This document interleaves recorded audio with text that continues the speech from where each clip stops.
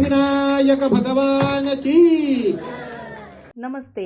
कोकणातला मुलगा आणि नाशिकची मुलगी दोघांच्या वेगळ्या पद्धती आणि त्याचा सुंदर असा संगम. तर माझा मोठा मुलगा तुषार जो शिपवर जॉब करतो, तर त्याने पसंत केलेल्या मुलीशी आम्ही त्याचं लग्न ठरवलं आणि तो पुढच्या महिन्यात शिपवर जाणार म्हणून मग आम्ही घाईघाईमध्येच म्हणजे मोजक्या माणसांमध्येच आम्ही साखरपुडा करायचं ठरवलं. तर त्यांची ही पद्धत म्हणजे ही सुपारी फोडण्याची पद्धत आणि ती आम्हाला इतकी आवडलेली आणि इतक्या छान पद्धतीने ती सुपारी फोडण्याचा तो कार्यक्रम झाला ना आणि आम्ही तो पहिल्यांदाच पाहिला, पण खूप आवडला. आमच्या सगळ्या माणसांना तो खूप आवडला आणि मग ते झाल्यानंतर मग आम्ही आमच्या पद्धतीने साखरपुडा केला. तर त्यांना आमची पद्धतही खूप आवडली, कारण आमच्यामध्ये कोकणामध्ये कसं आहे की म्हणजे 5 शेर तांदूळ, त्याच्यानंतर 5 नारळ, 5 वेगवेगळ्या प्रकारचे ड्रायफ्रूट, नंतर 5 प्रकारची फुलं फळं आणि अशा ह्या सगळ्यांनी ओटी भरली जाते तिची. मग 7 जणं किंवा 9 जणं 11 जण अशा मिळून ते ओटी भरतात. तर ती पद्धतीने आम्ही आमच्या पद्धतीने पूर्ण सगळं देवाला नारळ वगैरे ठेवून गारणं वगैरे घालून